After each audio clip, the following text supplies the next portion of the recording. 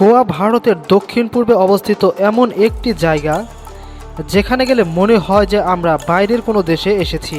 আপনি এখানে গেলে এবং এখানকার পরিবেশ দেখে আপনার মনে হবে যে আপনি হয়তো ইউরোপের কোনো দেশে রয়েছেন। বলা হয় যে জায়গায় একবার কোনো ব্যক্তি গেলে তার আর ফিরে আসতে ইচ্ছেই করবে না। এই জায়গায় গেলে আপনি আশেপাশের সব আধুনিকতার ছোঁয়া দেখতে পাবেন। আজকে আমি গোয়া সম্পর্কে আপনাদেরকে এমন কিছু চমৎকার তথ্য দেব যা আপনি হয়তো এর আগে কখনো শোনেননি। তো অবাক করা তথ্য ভরপুর এই ভিডিওটি দেখতে শেষ পর্যন্ত আমাদের সঙ্গেই থাকবেন। তো চলুন বন্ধুরা, ভিডিওটি শুরু করা যাক। বন্ধুরা, গোয়ার ইতিহাস সম্পর্কে জানতে গেলে দেখা যায় যে ভারত যখন ইংরেজদের হাত থেকে স্বাধীনতা অর্জন করেছিল তখন তারা গোয়াকে মুক্ত করার ব্যাপারে তাদের সাথে কথা বলেন, কিন্তু তারা এই ব্যাপারে ভারতের সাথে কোনো রকম কথা বলতে রাজি হয় না এবং তাদের সাথে কোনো প্রকার সমঝোতা করতেও রাজি হয়নি। 1961 সালে 19 ডিসেম্বর ভারতীয় বাহিনী অপারেশন বিদ্রোহের সাথে সামরিক অভিযান শুরু করে, ফলে গোয়া দমন করে ভারতীয় ইউনিয়নে অধিগ্রহণ করা হয়। গোয়া ভারতের কেন্দ্রশাসিত অঞ্চল হিসেবে সংগঠিত হয়। 1987 সালের 30 মে কেন্দ্রীয় অঞ্চল হিসেবে এটি বিভক্ত হয়ে যায়। আয়তন হিসেবে ভারতের ক্ষুদ্রতম এবং জনসংখ্যার হিসেবে ভারতের চতুর্থ ক্ষুদ্রতম রাজ্য এটি ভারতের পশ্চিম উপকূলে কোঙ্কণ নামের অঞ্চলে অবস্থিত। গোয়ার উত্তরে মহারাষ্ট্র, পূর্ব ও দক্ষিণে কর্ণাটক এবং পশ্চিমে আরব সাগর। গোয়া 3702 বর্গ কিলোমিটার এলাকা জায়গা জুড়ে বিস্তৃত। আয়তন অনুসারে এটি ভারতের 29তম অবস্থানে রয়েছে। এর জনসংখ্যা প্রায় 14,58,000। জনসংখ্যার হিসাবে এটি ভারতের 26তম অবস্থানে রয়েছে। 2011 সালের আদমশুমারি অনুসারে 66.1% হিন্দু, 25.1% খ্রিস্টান এবং 8.3% মুসলমান রয়েছে। এছাড়া 0.8% রয়েছে শিখ ধর্ম, বৌদ্ধ ধর্ম, জৈন ধর্মের অনুসারী। বন্ধুরা, গোয়ার সবথেকে ইন্টারেস্টিং বিষয়ের ব্যাপারে যদি বলা হয় তা হলো গোয়াকে ভারতের সবথেকে মডার্ন শহর বলা হয়। এখানে সব ধরনের আধুনিকতার ছোঁয়া দেখতে পাওয়া যায়। এখানে প্রতি বছর প্রায় 25 লাখ পর্যটক ঘুরতে আসে, তাই ট্যুরিজমকে গোয়ার মেরুদণ্ড বলা হয়। আর এর জন্যই গোয়া ভারতের সবথেকে ধনী শহর হিসেবে মর্যাদা পেয়েছে। গোয়া ভারতের ঠিক সেই জায়গাটা যেখানে মানুষের, বিশেষ করে মেয়েদের ইচ্ছের পুরোপুরি মর্যাদা দেওয়া হয়ে থাকে। এখানে মেয়েরা যেমন খুশি তেমন স্বাধীনভাবেই চলতে পারে। সর্বপ্রথম ইংরেজি মিডিয়াম স্কুল, মেডিকেল কলেজ এবং প্রিন্টিং প্রেস গোয়াতেই তৈরি হয়েছিল। এছাড়া এশিয়ার সর্বপ্রথম চার্চ এবং সর্বপ্রথম লাইব্রেরি এই গোয়াতেই তৈরি হয়েছিল।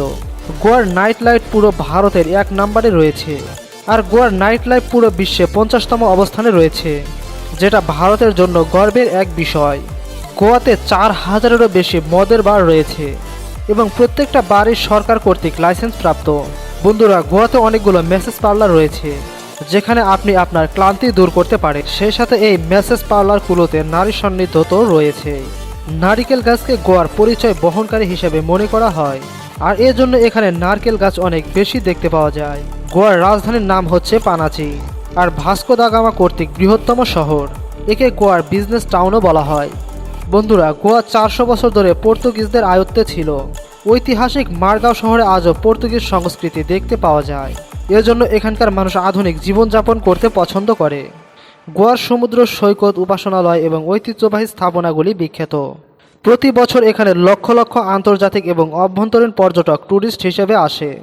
বন্ধুরা, গোয়াতে 5টি ভাষা ব্যবহৃত হয়, যেগুলো হচ্ছে কোঙ্কানি, হিন্দি, ইংরেজি, পর্তুগিজ এবং মারাঠি। তবে এখানকার অফিসিয়াল ভাষা হিসেবে কোঙ্কানিকে বিবেচনা করা হয়। এছাড়া এখানে মারাঠি ভাষার ব্যবহার বেশ বিস্তর রয়েছে। বন্ধুরা, সাধারণভাবে মানুষ গোয়াকে বিচের শহর হিসেবেই চিনে থাকে, কিন্তু এখানকার 33% জায়গা বন জঙ্গলে ঘেরা। গোয়াতে প্রায় 40-এর কাছাকাছি সমুদ্র সৈকত রয়েছে এবং বন্দর রয়েছে। এখানে 2টি এমন স্থান রয়েছে যেখানে ইন্ডিয়ানদের যাওয়াও নিষিদ্ধ। গোয়াতে শিক্ষার হার 88%। শিক্ষার হারের দিক থেকে পুরো ভারতবর্ষের 4 নম্বর স্থানে রয়েছে এটি। সাধারণত গোয়ার নাইট পার্টির জন্য পুরো ভারতবর্ষে বিখ্যাত। নাইট পার্টির সাথে এখানে আপনি বিভিন্ন ধরনের নেশাদ্রব্য খুবই কম মূল্যে পেয়ে যাবেন, যা আপনি এখানে প্রাণ খুলে খেতে পারবেন এবং এনজয় করতে পারবেন। গোয়াকে 2 ভাগে বিভক্ত করা যায়, যার 11টি সাব ডিস্ট্রিক্ট, 36টি টাউন এবং 334টি গ্রামের মাধ্যমে বিভক্ত করা হয়েছে। ভাত এবং মাছ গোয়াতে সবচেয়ে পছন্দের খাবার। এছাড়া নারকেল তেলের সাথে মিক্স মশলা আর সিরকার সব খাবারে বেশি পরিমাণ ব্যবহৃত হয়। এশিয়ার সবথেকে বড় চার্চ এই গোয়াতেই রয়েছে। এই চার্চ 225 ফিট লম্বা এবং 181 ফিট চওড়া। বন্ধুরা, এখানে আপনারা অনেক বেশি সংখ্যক বাইকার্স দেখতে পাবেন, যাদেরকে এখানে পাইলট বলা হয়। আর আপনি এসব পাইলটদের সাহায্যে আপনার ডেস্টিনেশনে পৌঁছাতে পারবেন।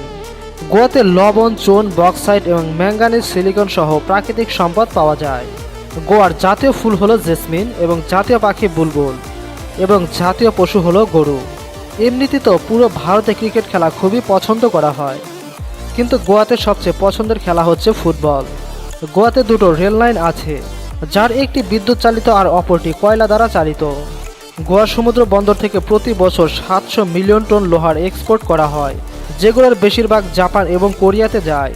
বড় লোকেরা ভারতীয় হওয়া সত্ত্বেও পর্তুগালে যাওয়ার জন্য পাসপোর্ট করতে পারে, আর পর্তুগালের এই পাসপোর্টের মাধ্যমে বিশ্বের 172টি দেশে বিনা খরচে ভ্রমণ করা যায়। আর শীর্ষ মুসলমান যাদের বিয়ের রেজিস্ট্রি গোয়াতে রয়েছে, তারা একজনের বেশি বউ তাদের সঙ্গে রাখতে পারবে না।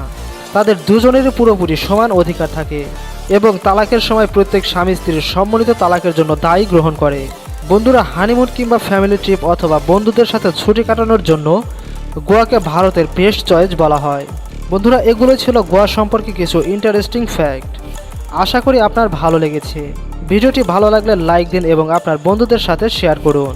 আর যদি আপনি আমার চ্যানেলে নতুন হন, তাহলে এখনই চ্যানেলটিকে সাবস্ক্রাইব করে বেল নোটিফিকেশনটি অন করে দিন, যেন পরবর্তীতে আরও এরকম ইনফরমেটিভ ভিডিও সবার আগে দেখতে পারেন। আর যদি আপনি কখনো গোয়া ঘুরতে যেয়ে থাকেন, তাহলে আপনার এক্সপিরিয়েন্স আমাদের সাথে শেয়ার করতে ভুলবেন না। ধন্যবাদ সবাইকে।